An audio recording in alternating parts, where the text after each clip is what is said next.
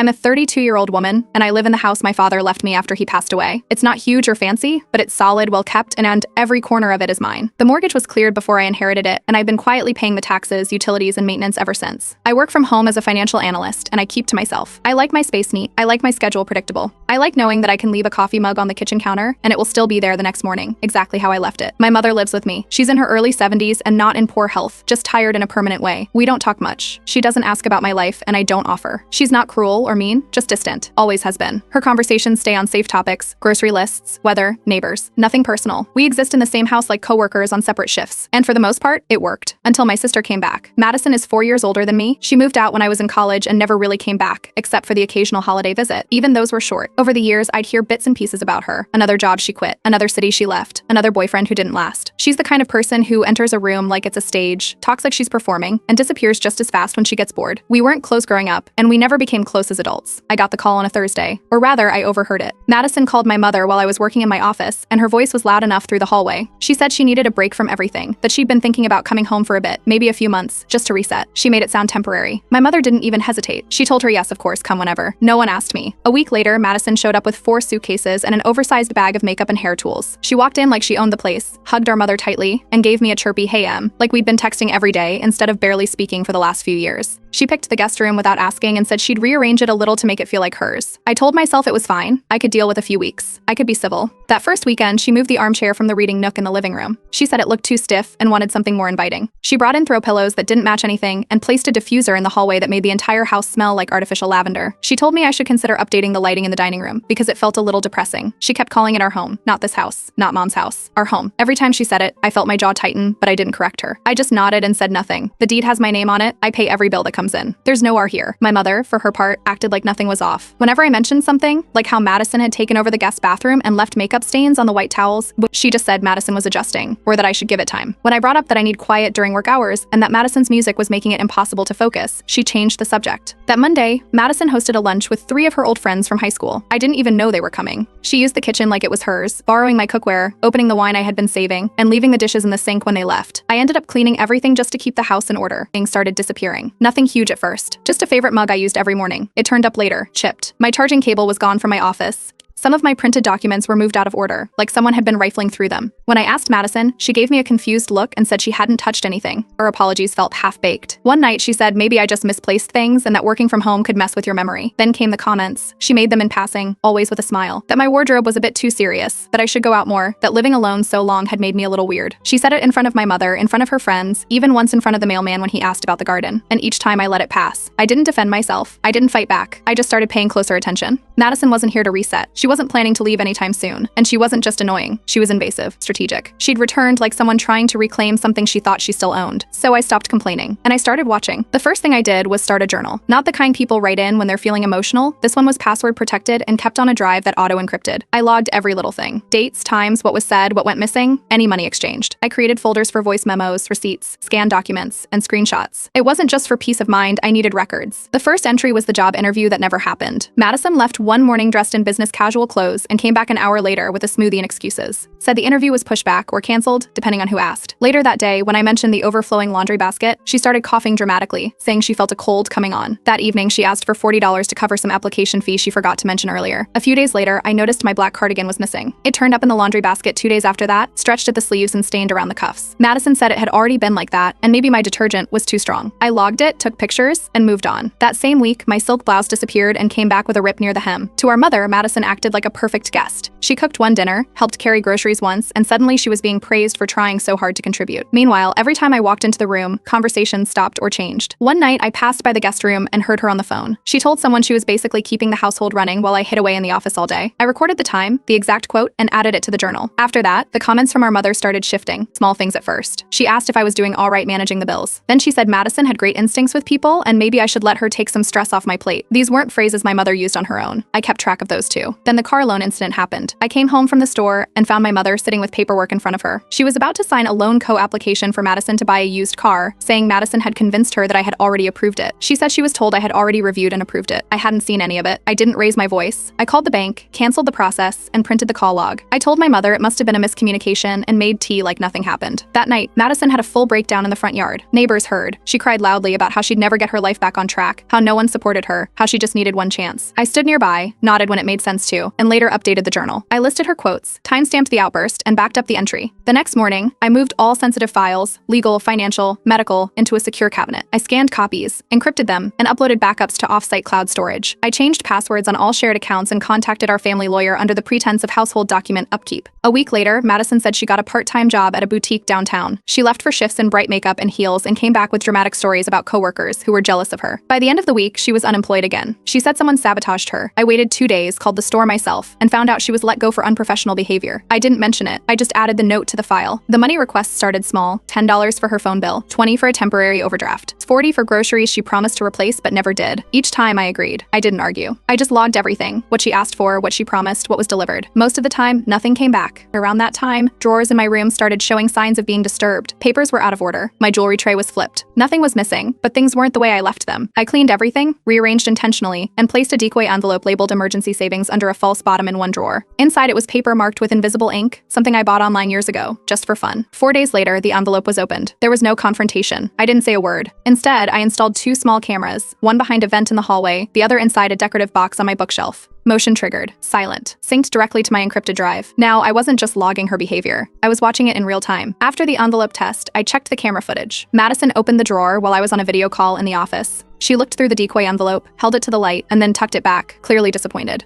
I saved the video in a new folder and renamed it Unauthorized Search Bedroom Drawer. That same week, she came home with new makeup palettes, a pair of shoes with the store tag still attached, and a designer-looking sweater. She said they were gifts from a friend. I didn't ask. I logged each item, date, description, packaging condition. Later, I found out she'd used the same gift story with our mother about something else. I added that too. I contacted the boutique where she said she worked. I didn't mention who I was. I just asked a few calm questions and eventually got transferred to the store manager. She confirmed what I suspected. Madison had been caught on camera removing items from the back room. She wasn't just let go, she'd been banned from returning. I asked if she would be willing to confirm that in writing if needed. She said yes. I saved her email. I scheduled a meeting with the lawyer who handled my father's estate. I asked about what would happen to the house if something happened to my mother. Turns out, because of how the original will was structured, there was a small gap. If my mother passed without updating her own documents, Madison could try to challenge things, not because she had any real claim, but because the paperwork left room for interpretation. I asked what steps would make that airtight. He explained everything. I made a list. That night at dinner, I brought up the idea of reviewing all family documents, wills, accounts, emergency instructions. My mother nodded. Madison looked up from her phone and froze for a second, then she smiled and said it was probably overdue. I took note of the shift in her posture. Later that week, I left my laptop open while I stepped out. When I came back, the display had been touched. Not just the angle, it was on a different screen. I checked the logs. Someone had opened my internet history. I created a fake search pattern using a private browser, job layoffs in finance, moving costs, long-term storage quotes. Then I left that tab open by accident the next time I stepped away. Within 2 days, my mother asked if there was something I wasn't telling her. She said Madison had mentioned that I seemed stressed, and maybe I was planning to leave. I told her things were fine, just routine career shifts. That afternoon, Madison offered to help manage household finances in case anything happened. I handed her a budget summary I created myself. It looked real enough, with charts and categories, but I loaded it with fake liabilities, supposed debts tied to Madison's name, high utilities, delayed payments. It made it look like the house was barely keeping above water. Madison studied it like it was gold. A few days later, she started covering small expenses, groceries, paper towels, a takeout meal. She left receipts out, visible on the counter. I kept copies of all of them and titled the folder Optics Management. I gave her a second spreadsheet, one that looked more official. I made a few mistakes on purpose, wrong totals, incorrect math, columns that didn't match. Madison took the bait. She asked to help organize it, and I agreed.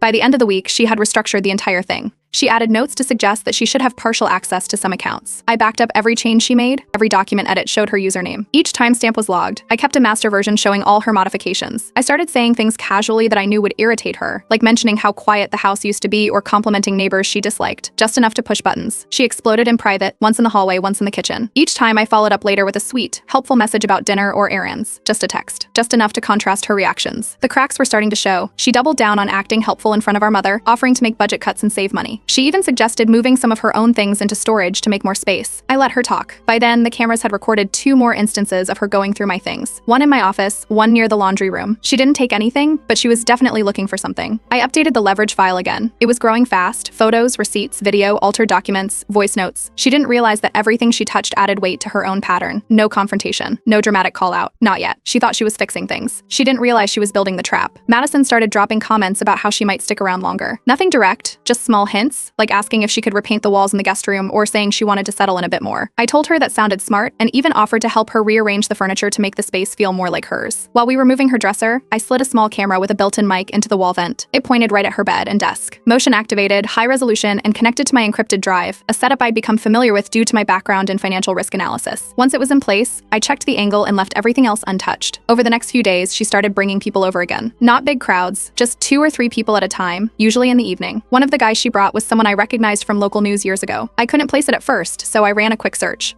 He had a record: fraud charges, fake check scams, identity theft. I printed the public record and stored it with a label: visitor known criminal history. My mother didn't say much about the guests. She was spending more time in the living room with Madison, letting her pick shows, asking for her opinion on house stuff. When I brought up a plumbing issue, she told me to ask Madison. That had never happened before. Madison started slipping little things into conversations about me. Comments about me missing bill deadlines, about how stressful it must be to manage everything on my own, about how maybe someone else should help. My mother didn't argue. She just nodded. I scheduled a time to do her taxes and offered to handle the paperwork. She agreed. That gave me access to everything: bank activity, medical costs, insurance records. I checked each statement line by line. Around that time, packages started arriving at the door: art supplies, resin kits, business cards with her name on them. Madison said she was launching a creative side hustle. I gave her space, even cleared a table for her to use, but the materials piled up untouched. No finished product ever appeared. The receipts did, though. All billed to our shared household card. I copied and filed every one of them. One night, while reviewing footage, I caught her talking to a friend in her room. The microphone picked it up clearly. She said, "If I can get on that deed, she can't touch me no matter what." I clipped the audio and added it to a new folder called Intent to Defraud. The next day, she sat down with our mother and started a conversation about protecting the family property. She pushed the idea that the deed should have her name added for legal reasons, just in case anything happened. I agreed out loud, told her we could look into it. Then I called the title office and delayed the process indefinitely. I filed the request as in review and set a reminder to stall again in 2 weeks. I told Madison I was overwhelmed and needed help managing bills and budgeting. I gave her a fresh spreadsheet to work with, totally fabricated with exaggerated costs and confusing entries. Within days, she started shifting money from the household account into a second checking account. I monitored each move and downloaded the bank logs. To widen the safety net, I invited a former neighbor over, someone who'd known my father well and worked as a legal consultant. We had dinner in the backyard. The conversation stayed casual, but I made sure it drifted toward property disputes, probate laws, and inheritance issues. I watched Madison listen from the kitchen window, pretending not to be interested. She stayed unusually quiet for 2 days after that. The quiet didn't last, but it told me everything I needed to know. Madison started acting more put together. She began lining up receipts on the kitchen counter: groceries, toiletries, takeout, with little notes in the margins like paid out of pocket or will reimburse later. She tidied the living room once, offered to sweep the porch, and talked about being more involved. But the effort never lasted more than a few days. Half the time, the receipts didn't match the dates, and the sweeping was more like scattering dust around. Then a letter arrived addressed to our mother from a debt collection agency, which confused her more than it upset her, hinting she didn't fully grasp what Madison had been doing. It mentioned a missed payment on a store credit card she never opened. I called the store and got confirmation. The card had been activated 2 months earlier using our mother's name, address, and social security number. Madison was listed as the authorized user. I requested full documentation from the company, had the account closed, and marked it as identity misuse. I asked them to send the certified paperwork for my records. Once it arrived, I scanned everything, encrypted it, and filed it under fraud parental identity. Without making a scene, I suggested we do a household budget meeting to check our long-term sustainability. My mother agreed, and Madison said she'd prepare a few documents to help. We sat down with snacks and drinks, and I set up my laptop with a screen share, knowing every word was being recorded. During the meeting, Madison started correcting numbers and offering fixes. She mentioned specific account names, amounts, and auto-pay schedules, details she would only know if she'd been logging into my personal banking files. I let her talk, then casually asked where she got the numbers. She changed the subject. I marked the timestamp. Later that night, she walked through the hallway clutching her chest and claimed she felt faint. I found her in the den 20 minutes later, lounging on the recliner and watching a game show. She didn't flinch when I walked in. I made no comment. I just logged the time, along with 3 other moments from previous weeks when she pulled the same stunt during tense conversations. The next day, I saw her in the backyard with a set of old keys. She was holding one up to a blank and using a grinder kit. I ordered a locksmith immediately and had every exterior lock changed. This time, I upgraded to a biometric system, code-based entry for me and our mother. No spares, no backdoor access. Madison exploded. Loud, aggressive, demanding answers. I kept my voice flat and told her it was a general safety update. I offered her a guest code that expired every 72 hours. She stormed off. I saved the camera footage of the key duplication attempt and labeled it Unauthorized Copy Attempt 6, 12 p.m. By the end of the week, I had a notary over for tea under the excuse of updating family paperwork. My mother signed a new power of attorney form, unaware of how different this version was. She thought it was routine. I didn't explain more than I had to. I notarized, filed, and scanned the whole packet.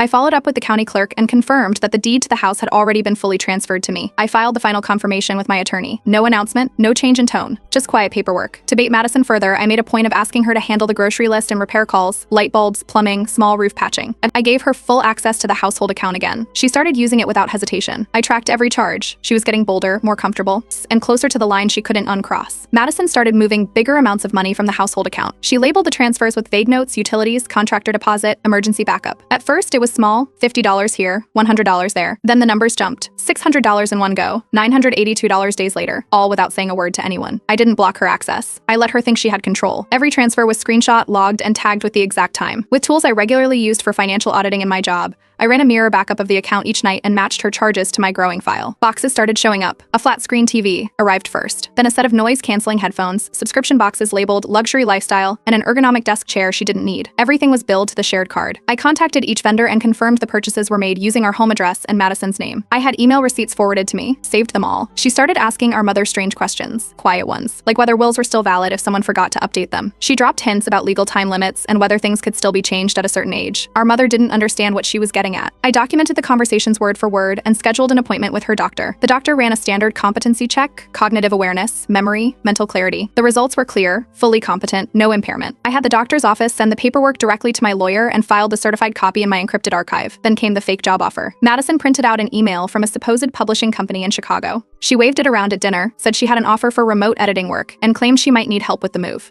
I checked the email header. The domain was registered only a week earlier and didn't match any known publisher. I traced it to a free domain generator. The sender name? A fake identity. I printed the email source code, highlighted the irregularities, and labeled the folder Fraudulent Employment Claim 2. That Friday, I invited my mother and a longtime family friend to the house for a financial review evening. Madison thought it was just the three of us. I printed fresh copies of the same fake household budget sheet she'd been modifying and planted a few red flag expenses into the mix. One labeled event deposit, $1,200, and another marked home goods, $975. We sat at the dining table. I opened the folder and asked Madison to walk us through the numbers. She tried, then stumbled. She claimed those expenses were already approved, visibly panicking as the documentation contradicted her story. I slid another sheet across the table, one with her forged initials next to mine, copied from a previous document she'd altered, and her mother looked confused. She denied ever seeing or signing any of it. Madison's face shifted. She reached for excuses, miscommunication, maybe a misprint, possibly a duplicate copy, but her face was tight, her voice no longer confident. The family friend didn't react. He just asked calmly if anything like this had happened before. I didn't answer. I just opened a folder with printed receipts, vendor confirmation emails, and timestamp transactions. I didn't say a word. I let the stack speak for itself. There was no yelling, no screaming, just a pause, a long one. I closed the folder and said, "We'll follow up later. And for now, I think we all need time to process." That night, Madison packed 2 suitcases and a duffel bag. No apology, no attempt to explain. She paused in the hallway, looked around the house once, then said, "You always wanted me gone anyway." I stood at the door while she walked out. I didn't raise my voice. I didn't follow. I just said,